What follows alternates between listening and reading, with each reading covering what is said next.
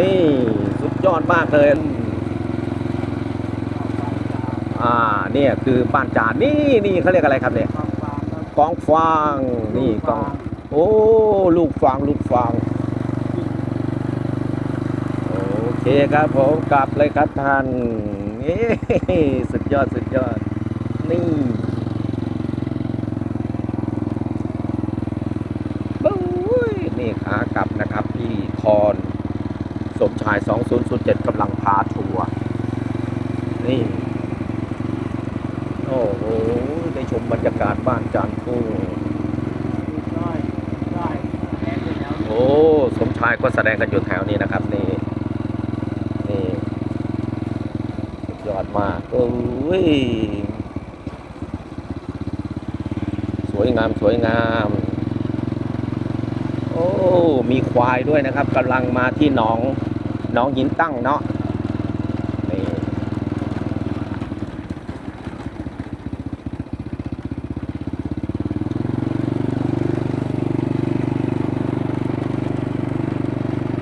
โอ้โห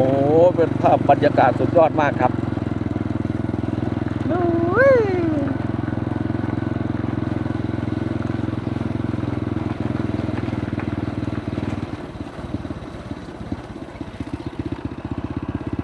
โอเคขอบคุณครับ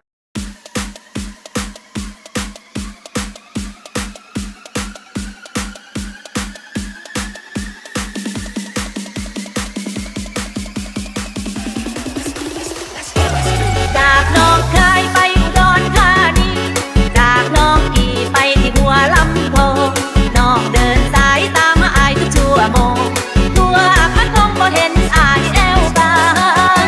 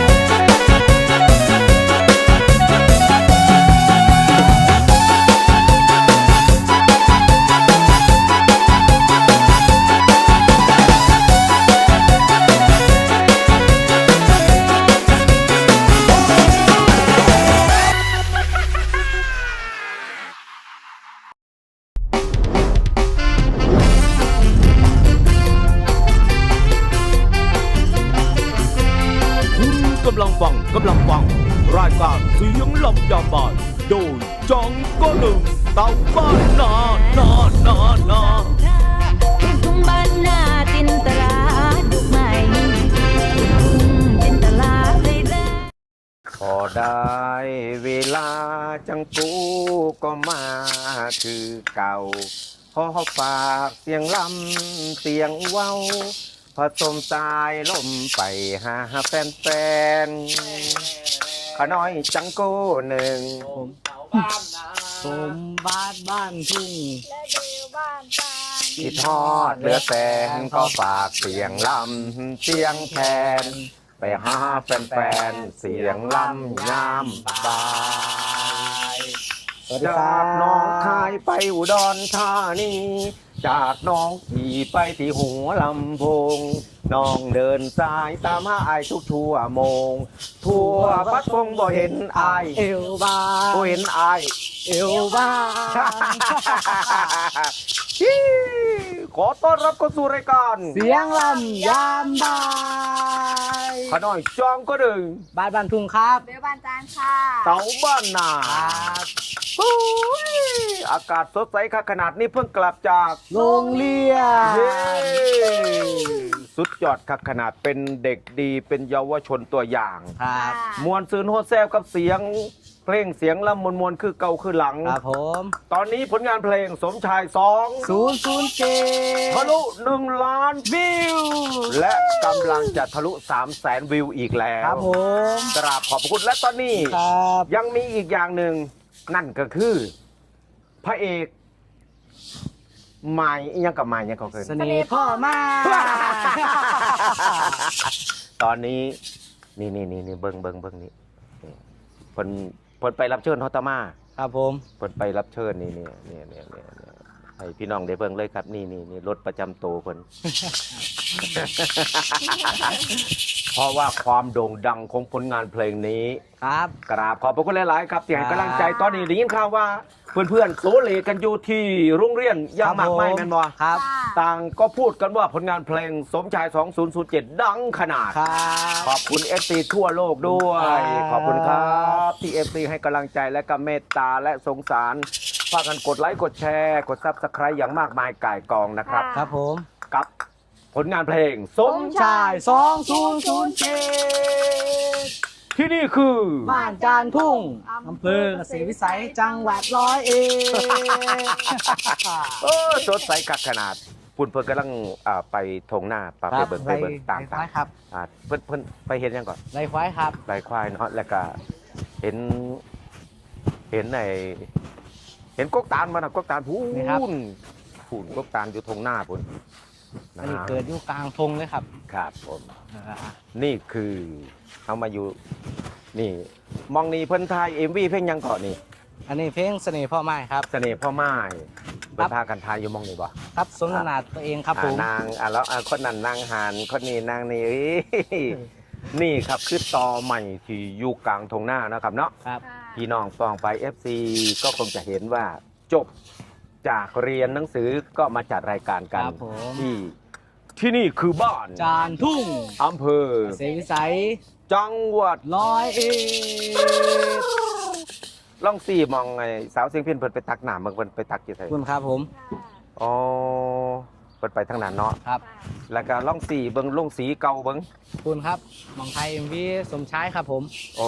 ลงสีเก่าอยู่ทางนั้นเนาะ ครับ เอาละครับฟังเพลงมวลๆจังมาคุยกันต่อ ครับ สู้ ผมสู้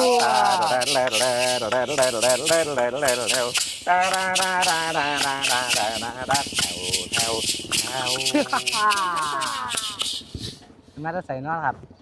โอ้ว่ามันเรามีธุระบ่น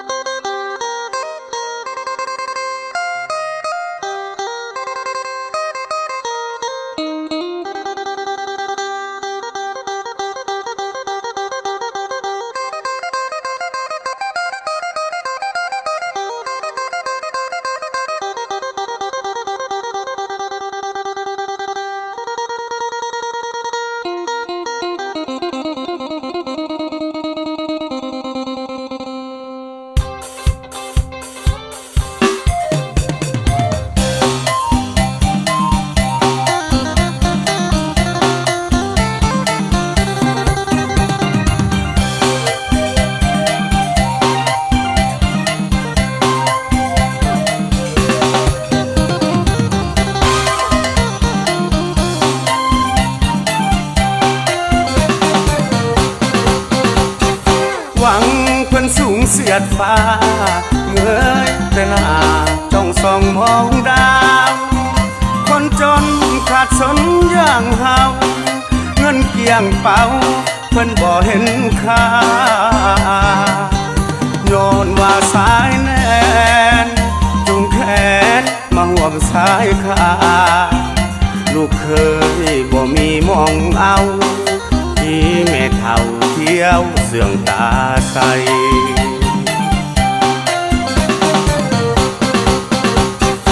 งานสู่เบิดสู่ดานยังว่าข้างอยู่เบื้องเข้าสารแม่เฒ่ากระแทกแดกดันแต่ละวันสัดเสียมเหียนใสก้มหน้าฟังเพราะยังหักแพงลูกสาวจำนนให้ที่ขัวใสย้อนหัวใจแพ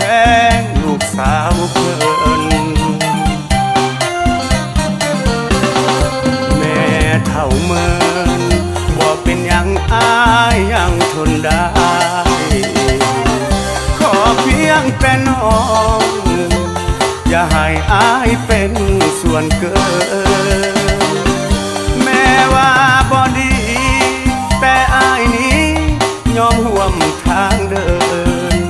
สิบืนจนเอิกแท้เอิกเลินสู่ประเสริญหักน้องเหนื่อยไป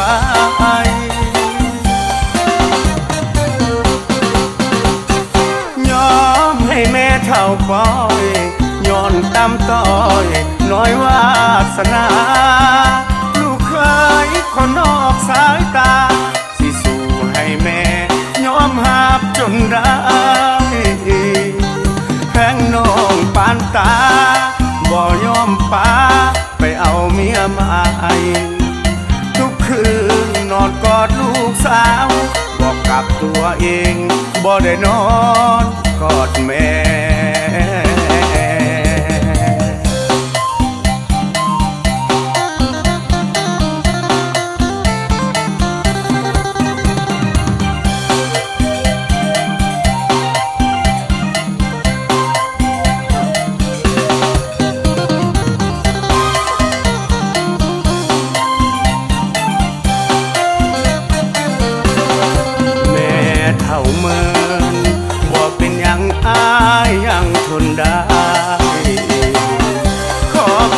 แต่น้อ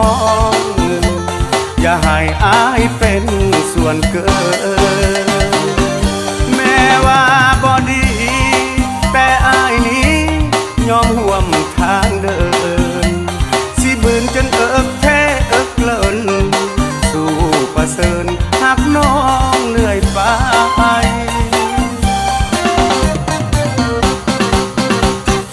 ยอมให้แม่เฒ่าปล่อยย้อนตามต้อยน้อยวาสนาลูกเคยคนนอกสายตาสิสู้ให้แม่ยอมหับจนได้แพงน้องปานตาบ่ยอมป้าไปเอาเมียใหม่ทุกคืนนอนกอดลูกสาวบอกกับตัวเองบ่ได้นอนกอดแม่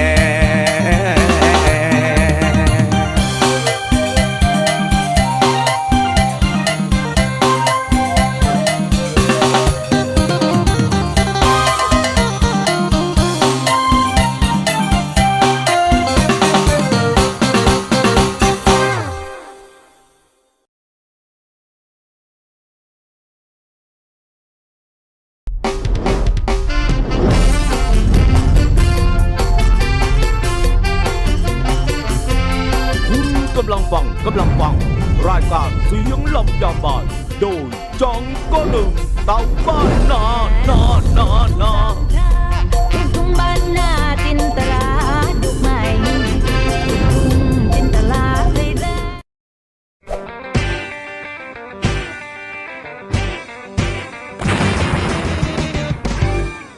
ไปเบิ่งตามโอ้สวัสดีครับไปสวัสดีเพื่อนเนี่ยสวัสดีเพื่อนกำลังดังโอ้ผู้ใดนี่สมชายครับผม สมชาย2007เป็น เป็นพระเอกที่โด่งดังมากกำลังจะทะลุ300,000แล้ว1,300,000ดีใจบ่ครับ ดีใจครับ โอ้โห ดีใจกับหมู่บ้านจานทงเฮาสิรวมหัวกันครับ ร่วมหัวเนี่ยมันคือโจรถ้าต้องมาร่วมมือ ร่วมมือกัน ร่วมมือกันในการทำการแสดงMV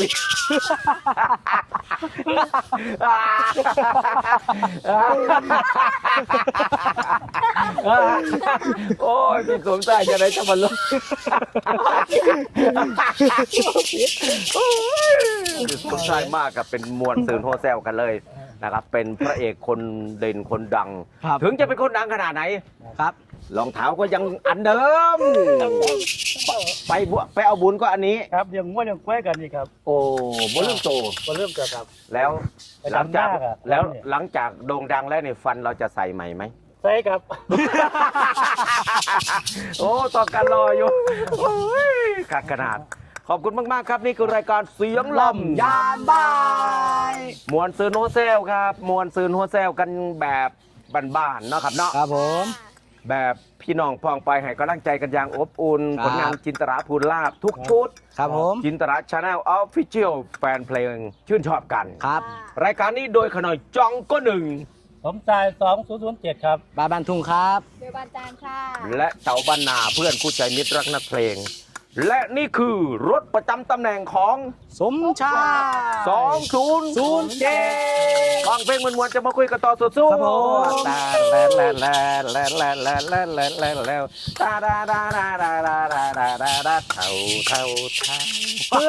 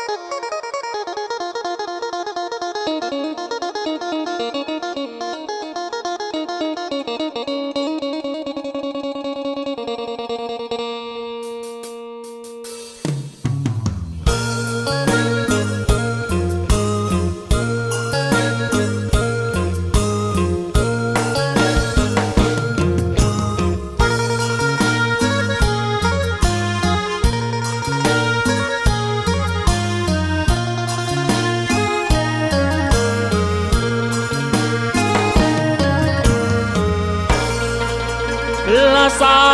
ยลมบอยยืนคอยน้อง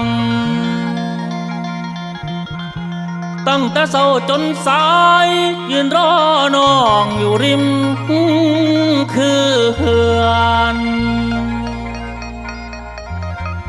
สายน้ำสั่นสะเทือนเหมือนน้ำตาบักอายมันไหลล้นน้องบอกออกมาหลังน้ำตาน้องแก้มแนมทางบ่เห็นไงละเมอตาไหลใจไอ้ายท่อย่อมือขึ้นเสร็จดำตาหน้าเป็นแฟนเฮ้ยโอ้โอ้โอ้โอ้ยคนงามเอ้ย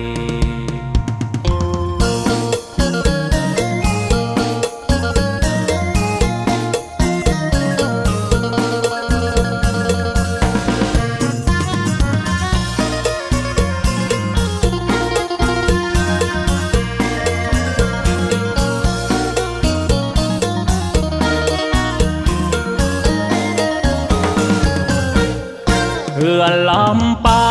ผู้สาวนัดให้มาเจออ้ายยังละเมอบ่มีเงาน้องให้เห็นล่องลอยแล้วหัวใจแทบขาดกระเด็นสายน้ำสาดแสงตะเวนสวยงามเด่นแต่ใจอ้ายร้อนสวงสาวเมืองน้ำดำเจ้าทำให้ช้ำดวงแดน้องนั้นไปแท้แค่หนุ่มใหม่กลัวมาเดินพวงโอ้ กแล้วหัวใจแทบจำทั้งยวงน้ำตาไอ้มันรินร่วงเจ้าบ่ห่วงผู้บ่าวเขื่อนลำเปล่าเจ้าบ่ห่วงผู้บ่าวเขื่อนลำเปล่า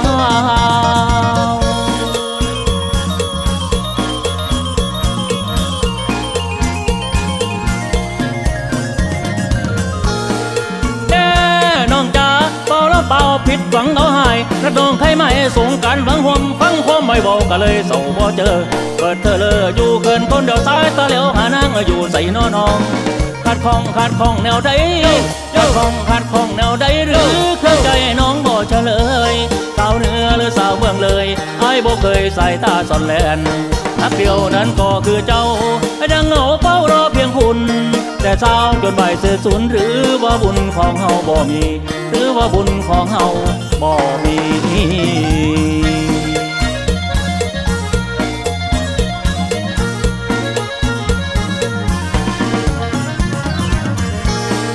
แน่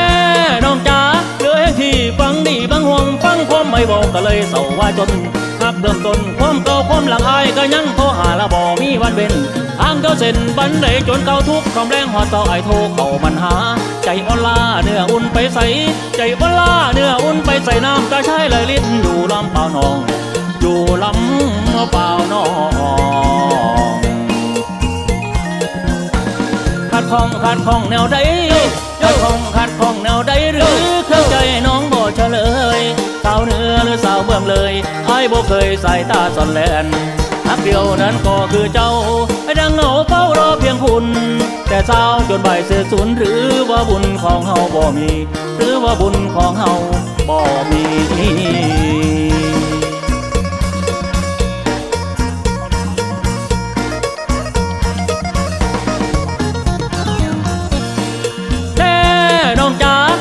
ที่ฟังดีบางห่วงฟังความไม่บอกก็เลยเศร้าว่าจนหักเริ่มต้นความเก่าความหลังอายก็ยังโทรหาละบ่มีวันเว้นทางเจ้าเส้นบันไดจนเก่าทุกคำแรงหอดต่อไอโทรเข้ามันหาใจอ่อนล้าเนื้ออุ่นไปใส่ใจอ่อนล้าเนื้ออุ่นไปใส่น้ำกระชายเลยลิ้นอยู่ลำเปล่าน้องอยู่ลำเปล่าน้อง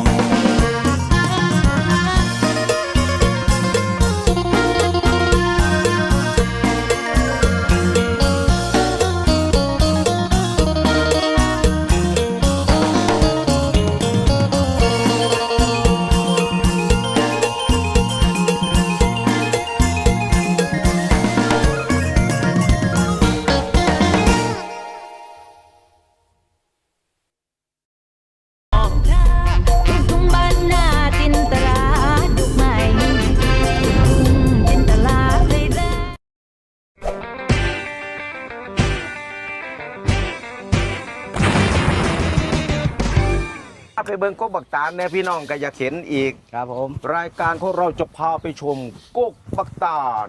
กำลังย่างไปนะครับ ภาพบรรยากาศ รายการเสียงลำยามบ่ายกำลังสิพากันไปเบิ่งกกบักตาลไปเบิ่งว่าหน่วยดกสำใดเนาะ ครับ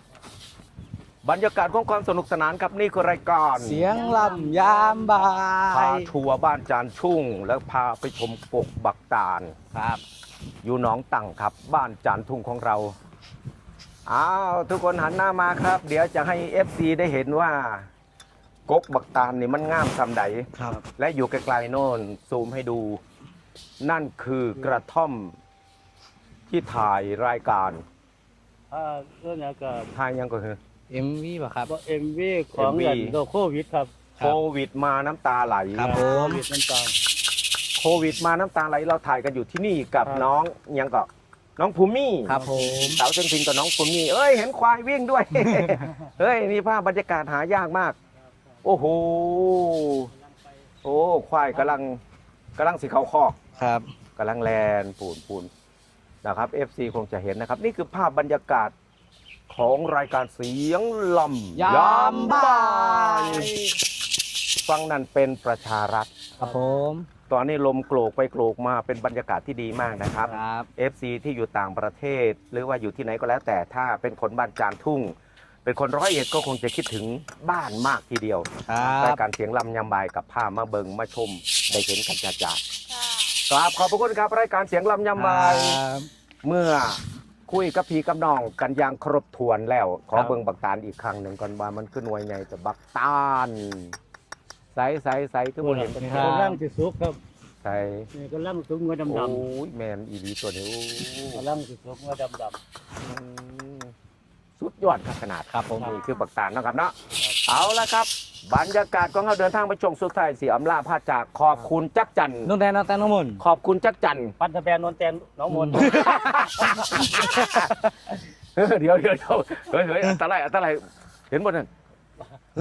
เฮ้ยอันตรายบ่ ว่ากับมันกำลังกินกำลังสิอย่าลูกหน้า เฮ้ยใส่ขอดูบ้างมาพวกเรามาดูบรรยากาศกำลังอาบน้ำโอ้กำลังอาบน้ำโอ้นี่ภาพควายกำลังอาบน้ำก่อนจะ เข้าข้อ เข้าคอกนะครับ ไปกินหญ้ามาแล้วก็อาบน้ำนี่บรรยากาศสุดยอดกับขนาด เอาละครับอำลาพาจากกันช่วงนี้ครับขน่อยจังก็เดินครับ ผมใต้2007ครับ เบลบานจานค่ะ มาบันทุงครับ อำลาพาจากสวัสดีครับ สวัสดีครับ ตาแดแล้วตาดาแถว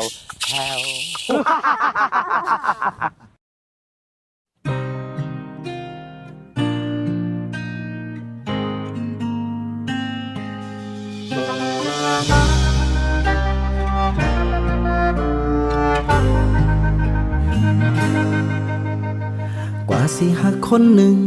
ได้เกินครึ่งหัวใจใส่เวลาทอดใดหูบ่จนได้ฝากชีวิต คิดมั่นใจคักแน่บอกเคยแค่มันไผเว้ายัง พอสิหอดฟังฟัน เลยมาเกินครึ่งทางก็มีคนอาการเร่ร่วน เสียงหายใจก็ว่าบ่มวน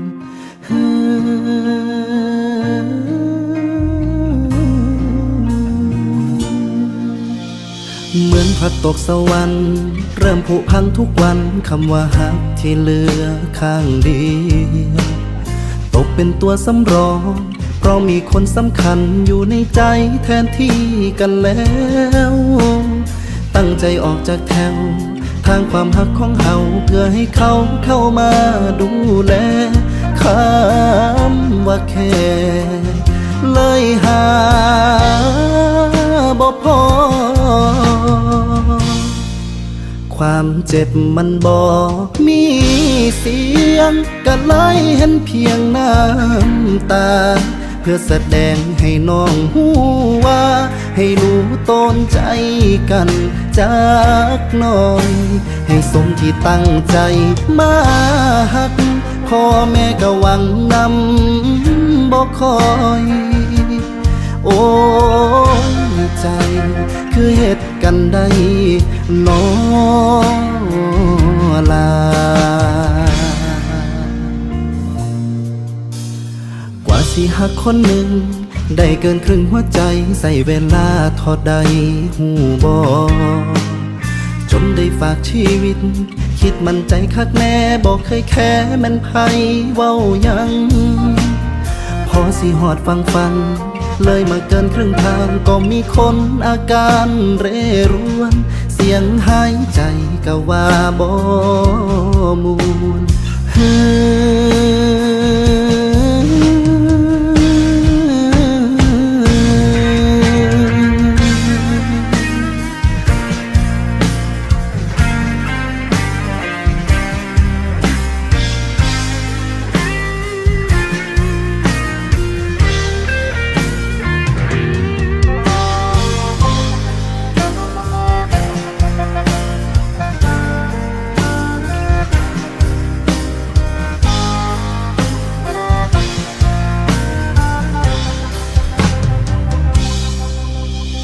เหมือนพระตกสวรรค์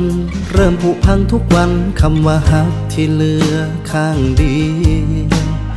ตกเป็นตัวสำรองเพราะมีคนสำคัญอยู่ในใจแทนที่กันแล้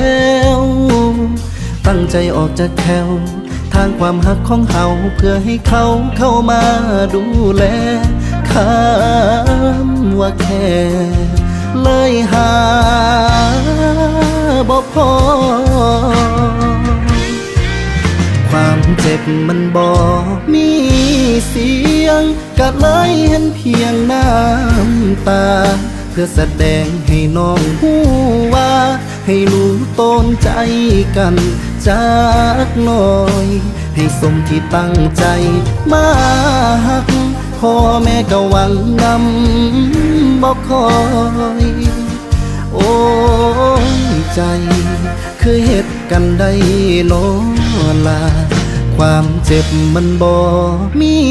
เสียงก็เลยเห็นเพียงน้ำตา เพื่อแสดงให้น้องหูว่า ให้รู้ต้นใจกันจากหน่อย ให้สมที่ตั้งใจมาหักพ่อแม่ก็หวังนำบอกคอย โอ้ยใจ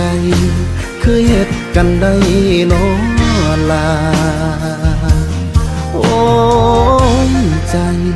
คือเฮ็ดกันได้โน